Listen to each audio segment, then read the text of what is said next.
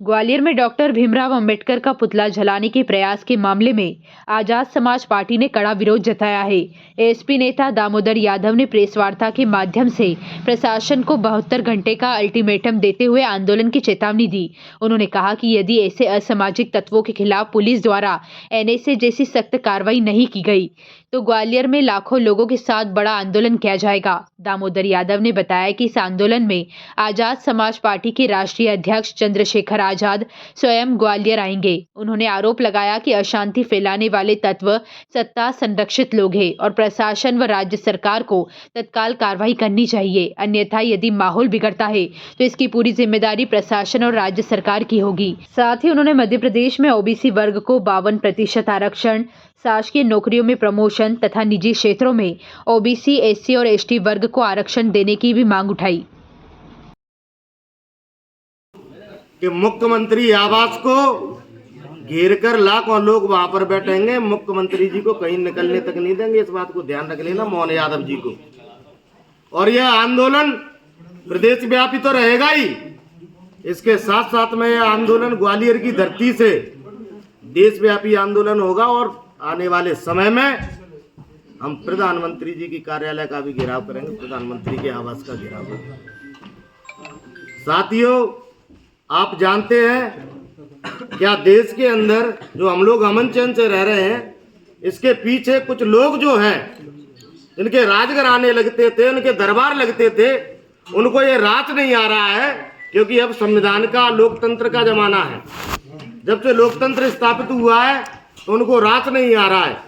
तो मैं ये कहना चाहता हूँ, शासन प्रशासन भी इसका स्पष्टतः जानकारी ले, इसकी तह तक जाए और निकाले कि किसके जरिए, किन के इशारों पर, किन नेताओं के इशारों पर ये कुकृत्य किए जा रहे हैं। साथियों, यही बात मैं कहना चाहता हूँ। आगे हमारे मीडिया बंधु, देखिए, आप सबको मालूम है कि ग्वालियर अंचल में जो असामाजिक तत्व इस पूरे क्षेत्र की माहौल को खराब करने का प्रयास कर रहे हैं, बाबा साहब का अपमान कर रहे हैं, भारतीय संविधान निर्माता, भारत रत्न हमारे श्रद्धेय बाबा साहब का जो अपमान हो रहा है, ये मुद्दा अब ग्वालियर चंबल अंचल या भोपाल तक का नहीं रह गया, पूरे राष्ट्र स्तर का मुद्दा बन गया है। और पूरा देश की ये नजर है कि ग्वालियर चंबल अंचल के अंदर बाबा साहब का अपमान इस लेवल पे, इस स्तर पे कैसे हो सकता है, वो भी पढ़े लिखे लोगों के द्वारा। इसलिए आदरणीय चंद्रशेखर आजाद जी ने मुझे भेजा और उन्होंने कहा कि प्रशासन को साफ साफ कहो कि एनएसए की कार्रवाई 72 घंटे के अंदर प्रशासन को करना चाहिए। हमने 72 घंटे का अल्टीमेटम दिया है और 72 घंटे के अंदर एनएसए की कार्रवाई करके उनको जेल भेजने का काम करें, और उसमें भी उनके चमचों को नहीं, जो फसाद की अम्मा है, जो फसाद की जड़ है, उसको भी जेल भेजने का काम करें। ये बहुत जरूरी है। अगर बाबा साहब का अपमान यहाँ का प्रशासन सरकार के संरक्षण में कराता रहेगा तो फिर आजाद समाज पार्टी सड़कों पर उतरेगी और ये आंदोलन ग्वालियर में लाखों की संख्या में होगा और ये आंदोलन फिर भोपाल की श्यामला हिल तक भी पहुंचेगा। ये स्पष्ट तौर पर कहना है कि चंद्रशेखर जी का पुतला जलाया गया था, अम्बेडकर जी के नेता। तो चंद्रशेखर जी का पुतला जलाए, हमारे एक साथी का पुतला जलाए, उनका संवैधानिक अधिकार होता है।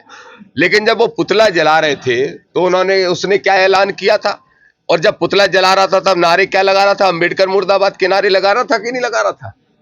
तो बाबा साहब का पुतला जलाने के उद्देश्य से गया व्यक्ति और पुलिस ने अपनी इज्जत बचाने के लिए, अपनी आफत को दूर करने के लिए उससे बयान दिलवा दिया कि वो तो चंद्रशेखर आजाद का जला रहे थे। जलाओ, हम लोगों के रोज पुतले जलाओ गली मोहल्लों में, हमें कोई परेशानी नहीं, लेकिन बाबा साहब का पुतला जलाएंगे तो उनको ठिकाने लगाने का काम हम कर देंगे।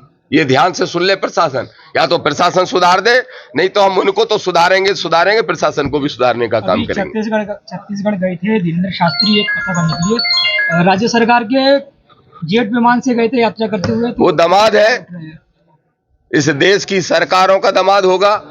धीरेन्द्र शास्त्री नामक जो 28 साल का नौजवान एक लड़का है, जो लफंगियाई करता घूमता रहता है, जो अंधविश्वास फैलाता है, जो पाखंड फैलाता है, जो आडंबर की दुकान है इस देश की, सरकार है उसको कैसे नतमस्तक उसके सामने है।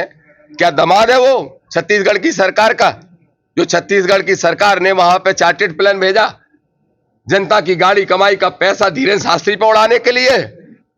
और हमने मांग की थी कि सरकार को इसका जवाब मुख्यमंत्री को देना चाहिए। मुख्यमंत्री ने जवाब तो नहीं दिया, उस दरोगा, उस टीआई को जरूर लाइन हाजिर कर दिया।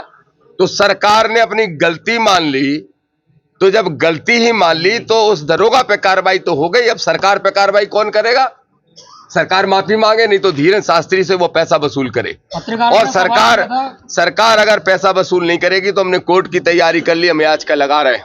और ना सिर्फ इतनी याचिका लगा रहे हैं, एक बात और स्पष्ट तौर पे कह दूं, धीरेन्द्र शास्त्री की गैर संवैधानिक मांग की यात्रा को लेकर निकाली गई यात्रा, गैर संवैधानिक मांग को लेकर हिंदू राष्ट्र बनाने की, उसमें कई संवैधानिक लोग गए थे। मोहन यादव गए थे, हरियाणा के मुख्यमंत्री गए थे, मध्य प्रदेश के मुख्यमंत्री गए थे, दिल्ली के मुख्यमंत्री गए थे।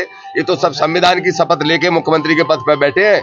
इन सबको भी हम कोर्ट से नोटिस जारी करवाएंगे। पत्रकारों को ये कहते हुए भी नजर आ रहे हैं कि जिनको खुजली हो वो सवाल कर सकता है। वो तो बदतमीज आदमी है, वो बहुत बदतमीज आदमी है। फिर भी पत्रकार उसी के पास जाते हैं माइक लगाने 250 की संख्या में। पत्रकारों को उसका बहस कर देना चाहिए। जो पत्रकारों का जो पूरा यूनियन है उनको बहिष्कार कर देना चाहिए धीरेन्द्र शास्त्री जैसे आदमी का। और कल एक वहां पे सब मिला, डेड बॉडी मिली, और मुझे अभी अभी बताया, जैसे अनिल भाई बता रहे हैं, CRD प्रजापति जी ने बताया कि वहां तो कई डेड बॉडियां मिलती हैं और उनका पोस्टमार्टम तक नहीं कराया जाता। तो ये तक पता नहीं चलता कि उसकी मौत हुई कैसे। तो संदिग्ध हालत में होने वाली मौतें, जो धीरेन्द्र का अड्डा है, धीरेन्द्र का छतरपुर में जो अड्डा है, जो आडंबर और पाखंड की दुकान है सबसे बड़ी, जहां वो शटर लगा के बैठता है, वहां पे ऐसे लोगों की मौत होना निश्चित रूप से, अगर प्रधानमंत्री अपना छोटा भाई ना माने और ईमानदारी से जांच करा ले तो 6 महीने नहीं लगेंगे, धीरेन्द्र शास्त्री जेल के अंदर होंगे। और भी 3 मांगे आपने क्या रखी हैं? देखिए, 3 प्रमुख मांगे हैं। हमारी आजाद समाज पार्टी की राष्ट्रीय नेतृत्व ने यह निर्णय लिया है कि मध्य प्रदेश के अंदर 27% की भीख नहीं चाहिए ओबीसी को, 52% का हक चाहिए।